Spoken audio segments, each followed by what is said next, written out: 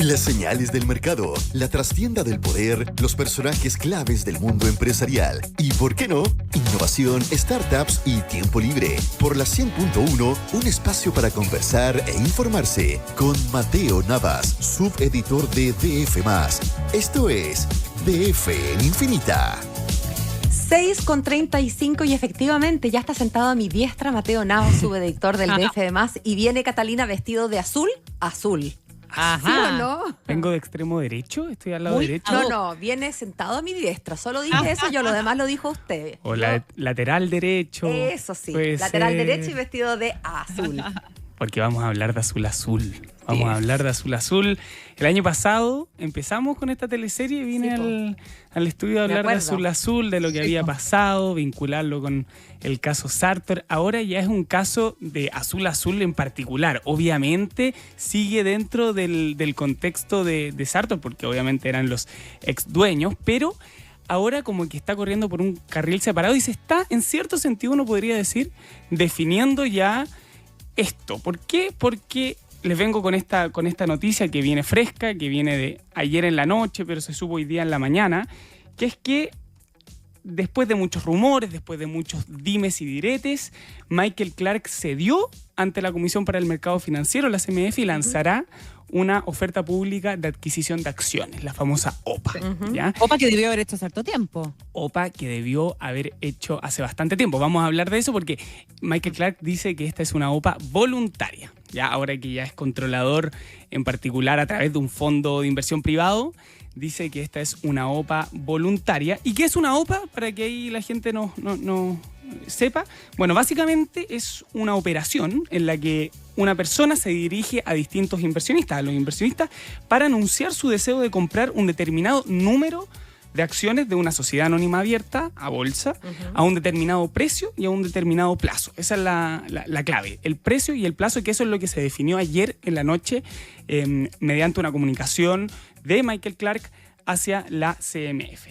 Entonces, a ver, lo concreto para que quede claro es lo siguiente: una sociedad que es controlada por el empresario, que de hecho Michael Clark no definió y no dijo cuál era la sociedad. Se presupone que es Inversiones Antumalal, que es en la cual hoy día participa en el fondo privado, pero puede ser otra. Lanzará una oferta dentro del primer cuatrimestre de 2025 a un precio por acción que no será inferior a los 387 pesos. O sea, ese es el precio y el plazo es hasta fines de abril. Claro, y que no será menor. No será menor. Y actualmente, para que se haga una idea, Azul Azul se transa a 550 pesos.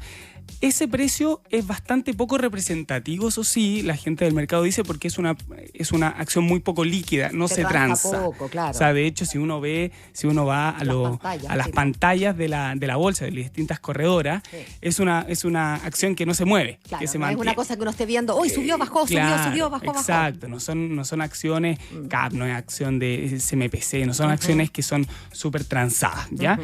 Claro. Vamos a hablar entonces de la OPA, de lo que significa eso, pero a mí me interesa quizás ir un poco hacia atrás, porque cuando vine en diciembre a hablar de todo esto, perfilé un poco a Michael Clark, que encuentro que ahora que ya es presidente, ya lo era, y también es controlador, creo que vale la pena hacerle un pequeño perfil. Porque ¿un retrato hablado? Claro, un retrato hablado, porque es alguien muy particular.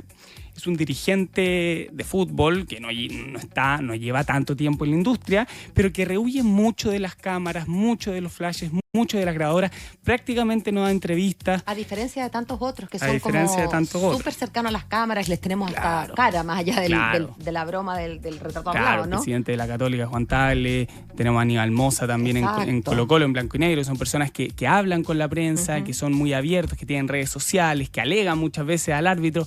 Aquí Michael Clark es alguien mucho más reservado y es alguien que por ese perfil, es alguien que ronda muchos rumores en torno a él, como es. Misterio, dices. Claro, exactamente. De hecho, muchas personas dicen, en 2021, cuando asume como timonel azul, que él no era realmente un hincha.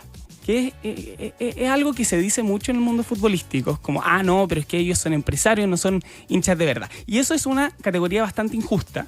Yo le hice un perfil en 2021, hace mucho tiempo, y cuando asumió, Y claro, la gente de su entorno me decía que hay un día clave en su vida como chuncho, como azul, que es el 10 de abril de 1994. ¿Qué pasó el 10 de abril de 94 para los que no somos tan memoriones de fútbol? Yo soy de la Católica, pero es un partido icónico en un estadio nacional repleto. Michael Clark presencia junto a otras 50.000 personas en el Estadio Nacional, un triplete de Marcelo Salas a Colo-Colo. Fue un partido que marca un antes y un después. Sí.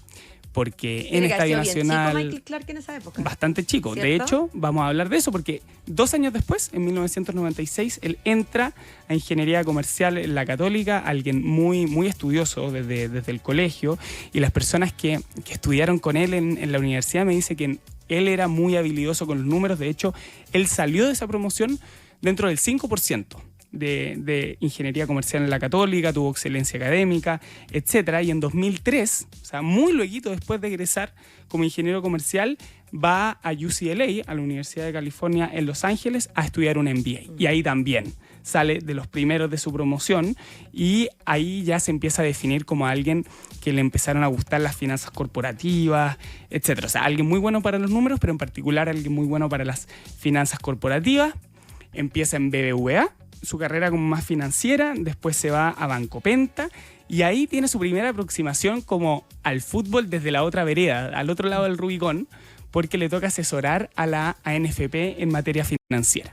Entonces es ahí cuando tiene una primera aproximación al mundo futbolístico, ¿ya? Oye, igual es curioso que con toda esa formación y con todos los desafíos financieros que le tocó enfrentar, no haya hecho la OPA en su momento. O sea, como eso llama mucho la atención en su movida por el control de Azul. Llama mucho la atención porque si uno se va a la ley, yo he hablado con hartos abogados desde que esto pasó, no me acuerdo de la fecha exacta, pero es la segunda semana de diciembre, si no me equivoco, la segunda, tercera, cuando se sabe que existió esta transacción, me dicen que la ley de mercado de valores es bastante clara y que cuando cambia el controlador hay que hacer una OPA. Lo que pasa es que, claro, la excusa de Michael Clark es que en rigor, en el papel, no cambia el controlador porque es la misma sociedad. Él solamente lo que hace es comprar las cuotas de este fondo de inversión privado.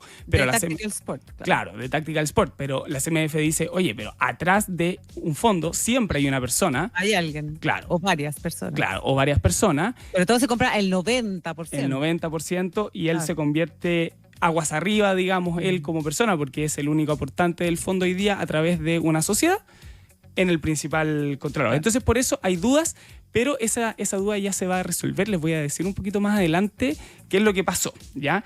En 2015, él funda también una boutique financiera súper experta en fusión y adquisiciones, M&A, que se llama Redwood Capital, que sigue activa, con menos socios, y él empezó ahí. Y también tuvo una pata en distintos directorios del mundo financiero, estuvo en la AGF de Tanner. Y en 2019, antes del estallido social, se empieza a rumorear en el mercado que Carlos Heller, que era el controlador de Azul Azul en esa época, quería vender Azul Azul. Y ahí Michael Clark se le prende la ampolleta y dice, oye, yo tengo un proyecto. Entonces lo que hace él es que va a la oficina de Sartor. En 2019, alrededor de esa fecha, se junta con Pedro Pablo Larraín, que en ese minuto era director ejecutivo del grupo financiero, y les dice, oye, la U puede ser un buen negocio. En ese tiempo, la U estaba sumida en una crisis financiera muy grande, habían tenido mucha deuda, habían comprado jugadores muy caros, salarios muy, muy abultados.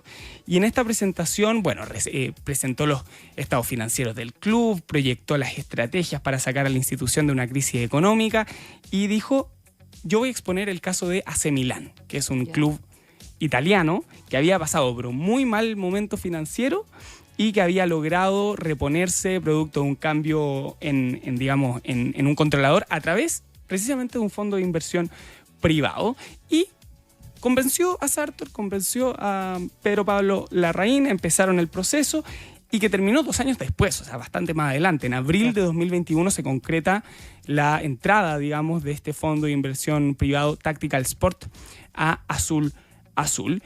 Y un libro fue muy clave para ahí los futboleros, si es que lo quieren leer y que les interesa el negocio de la pelota. Es un libro que se llama La pelota no entra por azar, que es de Ferran Soriano, que es exdirector general del Barcelona. Y en este libro fue súper clave para esta transacción, porque se vinculó el éxito del plantel profesional del Barcelona con el buen manejo empresarial del club. Esos dos elementos que muchas veces corren por carriles separados, pero que son súper importantes al mismo tiempo. Entonces, en 2021, Clark llega al directorio de Azul Azul, pero a pesar de todos los estudios, de todo el análisis de los estados financieros, al parecer se encuentra con un club prácticamente quebrado. Entonces él dice, a ver, aquí la prioridad 1, 2 y 3 es cuadrar la caja y tener números azules, y esa es la prioridad hasta el día de hoy. Y hoy día Azul Azul, a diferencia de antes, tiene números azules y trimestre tras trimestre han tenido buenos resultados financieros. En ese plano, la gestión de Clark ha funcionado bastante. Y tal como aprovechó esa oportunidad en 2021 con un Carlos Heller que quería salir del club porque era súper criticado, etc. En 2024 pasó algo similar, ¿ya? O sea, Sartor o los socios de Sartor que participaban de este fondo Tactical Sport, que estaba obviamente intervenido por la CMF o estaba pronto a ser intervenido por la CMF, él aprovecha el momento y obviamente compra este 90% del fondo, porque él ya tenía el 10% restante, compra el 10%, pero a un valor mucho más bajo. Para que se hagan una idea, ese fondo compró el 63% de Carlos Heller a unos $15 millones y se vendió ese 90% a unos $5,7 millones. Entonces, ahí en ese minuto empieza la polémica con la CMF. ¿Y por qué? Porque a juicio del regulador, como hablábamos antes con la Cata, debería haber hecho una OPA. Hecho una OPA porque en los hechos había cambiado el controlador final. O sea, efectivamente el fondo sigue siendo, si uno ve, digamos, los accionistas, ¿quiénes son los accionistas? Sigue siendo el fondo Tactical Sport, pero claro, los integrantes... El vehículo jurídico es el mismo, pero las personas físicas detrás de ese vehículo son otras. Exactamente. Y luego de un largo tira y afloja, hubo uno podría decir una batalla a través de cartas, a través de oficio. Clark cede y informa ayer, en 2 tandas en rigor, informa el 8 de enero y el 14 de enero que va a ser una oferta pública de adquisición voluntaria. A ver, lo primero lo hizo con esta información reservada a la CMF el 8 de enero, la profundiza el 14 y dice justamente ayer el plazo, que es lo que comentábamos antes, hasta abril, y también el tema del precio, que son 387 pesos. Y este es un dato relevante porque, claro, uno dice, ¿por qué ese precio? Porque el precio en rigor que había pagado en diciembre es mucho menor que al que ahora está en la OPA. Y este precio actual ofrecido por Clark es el mismo, eso sí, equivalente en pesos, porque la otra transacción se hizo en dólares, que el que pagó el fondo Tactical Sport a Carlos Heller en 2021. Es el mismo precio más o menos cuando se hace el control de la sociedad. ¿Ya? Y antes, en diciembre, Clark pagó 219 pesos por acción. Harto menos, bastante menos. Entonces, otro dato que es súper importante es que Clark pide en esta comunicación con la CMF que todo este proceso sea reservado. Y la CMF, que ha estado bien dura últimamente, la CMF ahí en la opinión del mercado, los que reporteamos negocios, ahí el mercado está como con miedo porque no se le va una. No se le va una, están como sabuesos.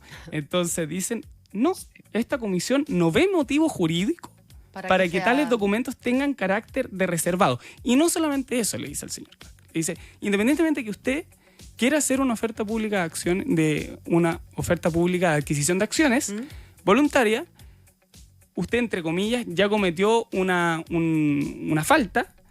Y nosotros nos reservamos el derecho a que también en el futuro lo investiguemos, etc. A propósito de la tardanza. Seguramente. Claro. Entonces, ¿cuáles son los cabos sueltos que quedan en este caso? Bueno, uno es justamente eso, si es que habrá sanción. que para ahí los hinchas azules es importante si es que eventualmente el controlador del club, el presidente actual del directorio, va a ser sancionado por la transacción. Ese es un cabo suelto. El otro cabo suelto es obviamente lo que pase con Sartor. Hoy día en Twitter, alguien bien famoso en el mundo azul, que fue director, es abogado, experto en M&A, que se llama José Joaquín Lazo, él participó del directorio y entró mucho en conflicto con Clark. Él publicó algo bien interesante. Dice, para cerrar, Clark le pregunta a la CMF cómo arregla la metida de pata. La CMF le dice que es su responsabilidad proponer la solución. Clark propone una OPA voluntaria y posterior para salvar una OPA obligatoria y previa. La CMF le dice, haz lo que quieras, pero atente a las consecuencias. Así que hay que esperar cómo sigue este caso. Bueno, y esperaremos que tú, vestido del mismo color, nos vengas a contar, Mateo Navas. Eso pues. ¿Vale? Muchas gracias y hasta la próxima. Que les vaya bien. Mateo, que te vaya muy bien. Chao. Son las 6:50. Esto fue DF en Infinita con Mateo Navas, subeditor de DF+, un espacio para conversar e informarse por la 100.1.